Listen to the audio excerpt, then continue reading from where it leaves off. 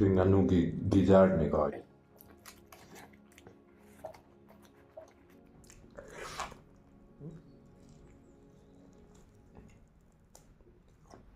Hi friends, welcome back to my channel.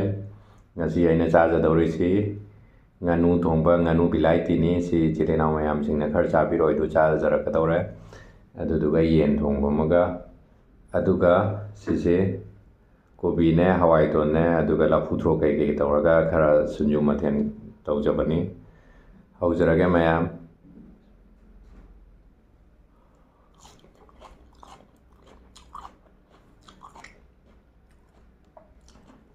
Murok sa thai hao so hao ya.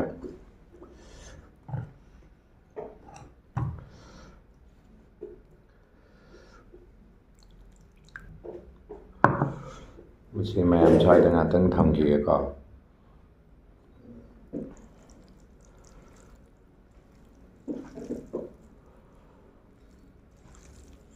Sariya sapung manin ka pasana hore. Ing masida sapung chapsi yam hao do mate. Hauraga.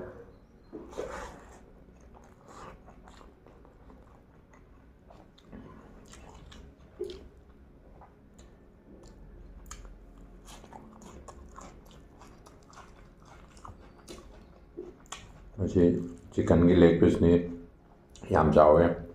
Masi haujaraga.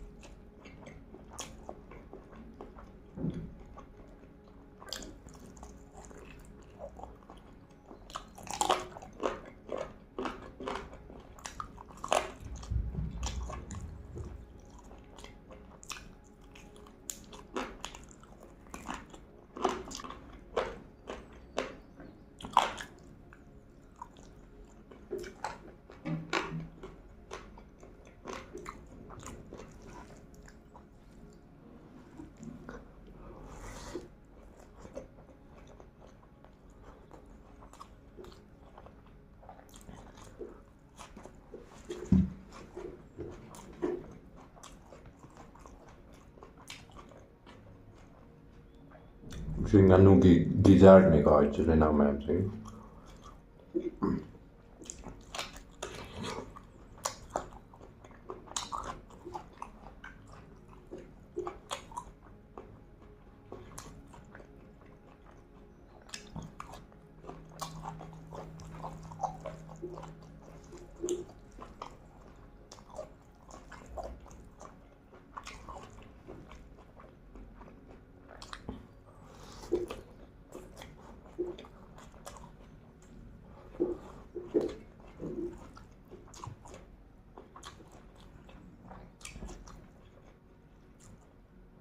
Nganu ki leg piece yenga.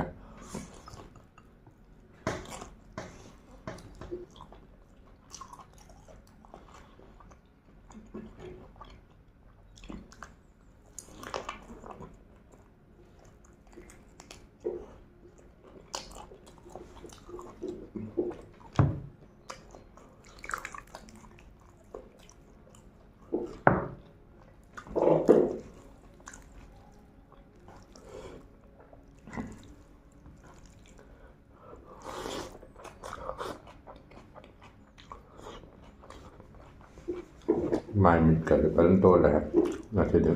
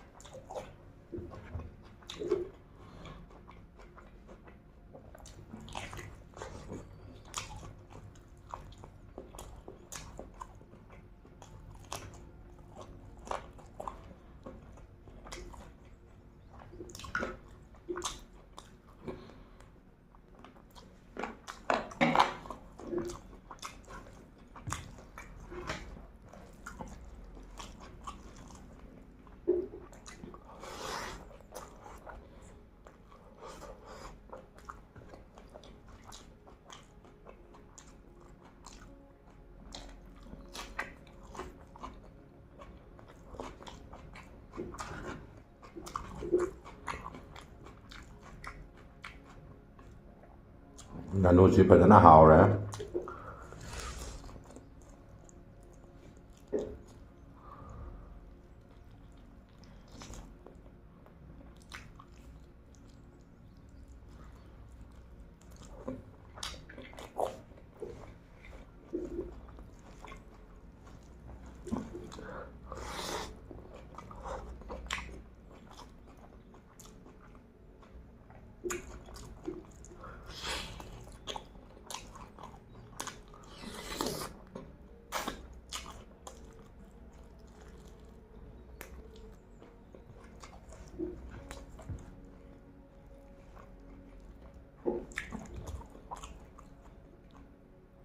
ꯃꯈꯣꯡꯅꯤ ꯉꯥꯅꯨꯒꯤ.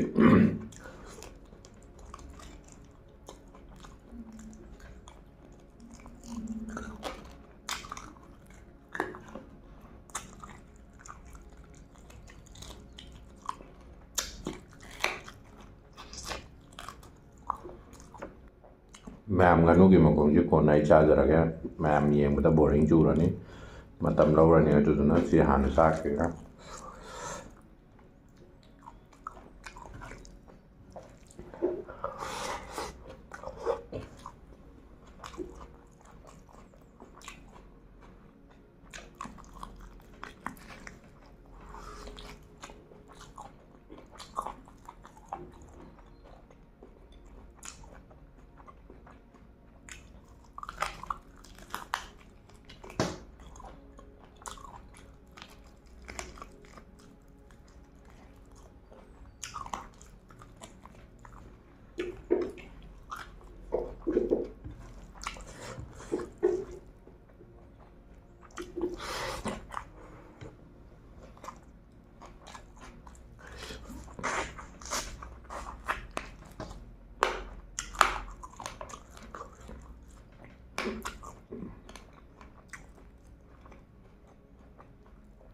ꯉꯥꯅꯨꯒꯤ ꯃꯔꯨꯁꯤꯗꯤ ꯌꯥꯝ ꯀꯜꯂꯤ ꯍꯥ.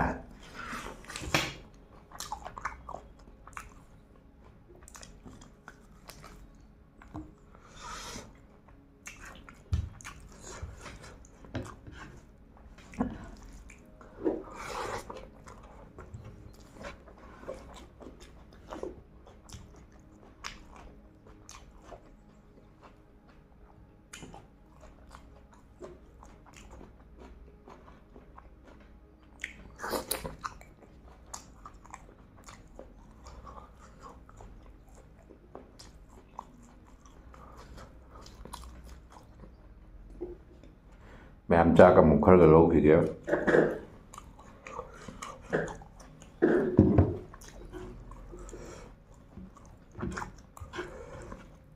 ꯌꯥꯝ ꯍꯥꯎꯔꯦ.